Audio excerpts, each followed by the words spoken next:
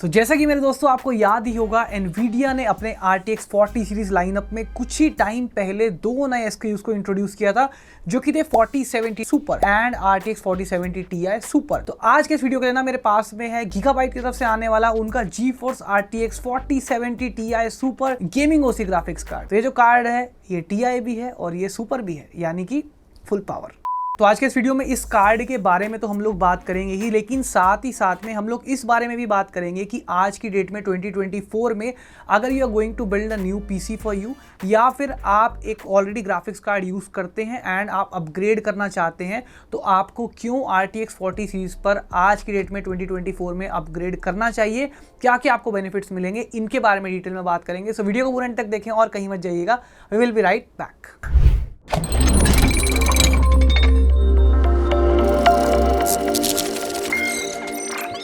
तो firstly RTX 4070 Ti super वही Nvidia के एडा लवलेस आर्किटेक्चर पर बेस्ड है, and to be precise it is the AD103 die. And yes, आपने ठीक गेस किया, ये वही डाई है जिस पर RTX 4080 भी बेस्ड है। 8448 CUDA कोर्स अपने को मिल जाते हैं along with 16GB DDR6X VRAM, जो कि 256 बिट वाली है। तो यहाँ पर VRAM के टर्म्स में you can see clear improvement यहाँ पर दी गई है, दोनों ही साइज में भी एंड बैंडविड्थ के टर्म्स में भी। ऑल्सो वाला particular Gigabyte GeForce RTX 4070 Ti super gaming OC variant जो है क्या शानदार लगता है। मतलब देखिए, जब ये वर्किंग मोड में होता है तो इसके जो फैंस है ना, इसके as per complete RGB hello rings जो है वो आपको देखने को मिलते हैं, और इतना कूल लगता है ना ये कि मेरा सीरियसली मन कर रहा है कि भाई इसको आप वर्टिकली माउंट कर लें अपने केस में और बस तारते रहो इसको बैठकर। तो मेनली अब हम लोग उस टॉपिक पर आएंगे जो मैंने अभी स्टार्टिंग में बताया कि क्यों 2024 में आपको RTX 40 सीरीज ग्राफिक्स कार्ड्स में इन्वेस्ट करना चाहिए। और इस चीज को डेमोन्स्ट्रेट करने के लिए बेटर ना मैं आपको बेंचमार्क्स के साथ में उस चीज को एक्सप्लेन करता रहूंगा पॉइंट बाय पॉइंट, ताकि आपकी अंडरस्टैंडिंग और बेटर रहे।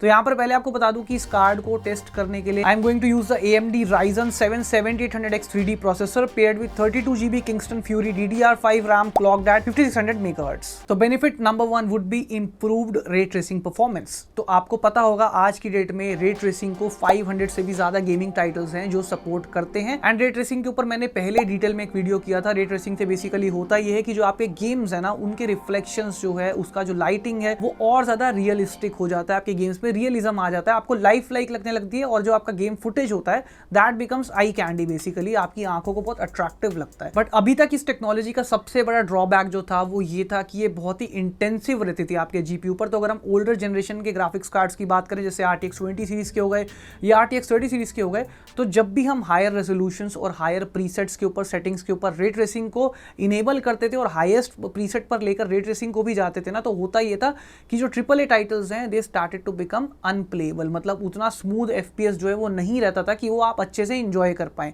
तो RTX 40 सीरीज कार्ड जो है ना, इनमें आपको 3rd जेन एडवांस RT कोर्स मिलने वाले हैं, जिनकी वजह से जो रे ट्रेसिंग है उसको इनेबल करने के बावजूद भी आप देखेंगे कि AAA टाइटल्स जो है वो स्टिल स्मूथली रन करते हैं एंड प्लेबल रहते हैं प्रॉपर्ली। तो यहाँ और बेटर एक्सप्लेन करने के लिए मैं आपको एग्जांपल दिखा देता हूँ, जल्दी से आओ। देखो यहाँ पर मैं साइबरपंक 2077 को रन कर रहा हूँ, 1440p रेजोल्यूशन पर ये चल रही है, एंड एक तरफ आप देख सकते हैं अल्ट्रा प्रीसेट पर मैं गेम को रन कर रहा हूँ विदाउट रे ट्रेसिंग, एंड जो गेम उसकी एवरेज है अराउंड 123 FPS की। वहीं जैसे ही मैंने रे ट्रेसिंग को इनेबल कर दिया, साथ वाले फुटेज में आप देख सकते हैं, और रे ट्रेसिंग को मैंने यहाँ पर हाई पर सेट किया हुआ है। इस गेम में जो मैक्सिमम सेटिंग जाती है रे ट्रेसिंग की, that goes up to high. तो हाई पर मैंने रे ट्रेसिंग को भी सेट कर रखा है, बाकी settings are exactly the same, and यहाँ पर जो एवरेज आ रहा है तो एवरेज कम्स टू 63 FPS। तो आपको लग रहा होगा परफॉर्मेंस तो काफी ड्रॉप हो गया, but let me tell you कि इससे पहले जनरेशन के जो कार्ड्स थे ना, वो प्लेबल एक्सपीरियंस भी नहीं दे पाते थे प्रॉपरली रे ट्रेसिंग के साथ में। बट ये वाला जो जनरेशन है 63 FPS is a very respected number, खासकर अगर आप AAA टाइटल्स को खेल रहे हैं। वहां पर उन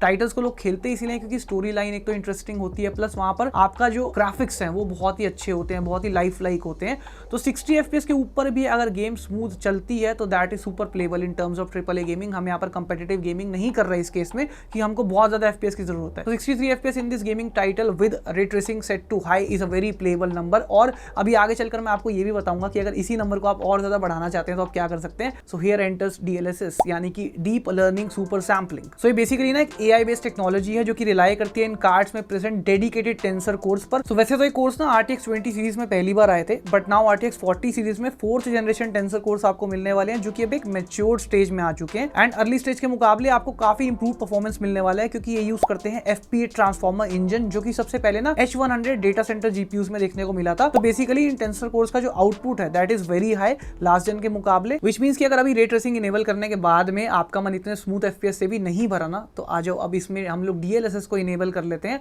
और आपको फिर से एक एग्जांपल दिखाता हूं। सो साइबरपंक 2077 में जहां भी आपने देखा था कि अल्ट्रा प्रीसेट पर विद हाई रे ट्रेसिंग में हम लोग फिलहाल 63 एफपीएस का एवरेज अचीव कर पा रहे थे। अब अगर इसी सेटिंग्स में मैं अगर डीएलएसएस को बैलेंस पर सेट कर देता हूं, डीएलएसएस को इनेबल कर देता हूं और उसको बैलेंस प्रीसेट पर सेट कर देता हूं ना, तो आप परफॉर्मेंस पंप देखिए। यहां पर हम एवरेज जो है वो अचीव कर पा रहे हैं 103 एफपीएस का, जो कि इंक्रीमेंट ऑफ ऑलमोस्ट 48%। एंड जैसे कि आप देख ही सकते हैं, no visible quality loss plus the game still looks very eye candy, और रे ट्रेसिंग और डीएलएसएस दोनों यहां पर अपने को मिल रहा है। And plus Nvidia reflex technology still present, जिससे कि अगर आप कंपेटिटिव फास्ट पेस्ड गेम्स खेलते हैं जैसे कि आपकी एपेक्स लेजेंड्स हो गई या फिर आपकी वैलोरेंट हो गई, तो इस तरह की गेम में ना आपको ना के बराबर लेटेंसी मिलेगी और इससे आपको एक एक्स्ट्रा एडवांटेज मिल जाता है, एक्स्ट्रा एज मिल जाता है ओवर योर कंपेटिटर्स। प्लस अगर आप एक वीडियो गेम स्ट्रीमर हैं तो यहाँ पर एक और गुड न्यूज है कि आपको 8 जेन एनवीडिया एनवेंक एनकोडर्स मिल रहे हैं जो कि AV1 एनकोडिंग को सपोर्ट करते हैं, विच मींस कि एक तो आपकी जो स्ट्रीम का फुटेज है ना उसका साइज छोटा होगा, प्लस आपको क्वालिटी लॉस भी देखने को नहीं मिलेगा। एंड बेसिकली इससे जो आपका स्ट्रीमिंग का लोड है वो आपके प्रोसेसर यानी कि सीपीयू से हटकर इनबिल्ट एनकोडर्स पर पड़ जाएगा और आपका सीपीयू अपना काम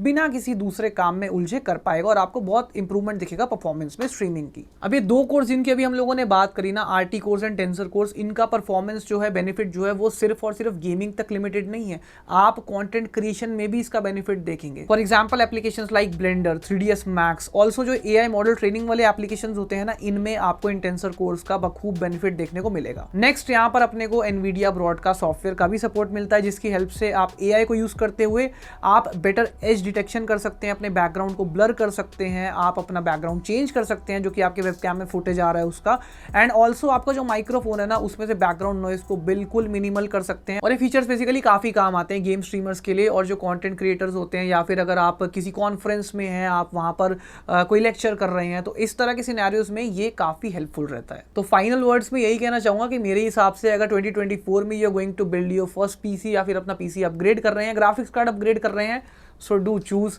the NVIDIA GeForce RTX 40 series graphics cards.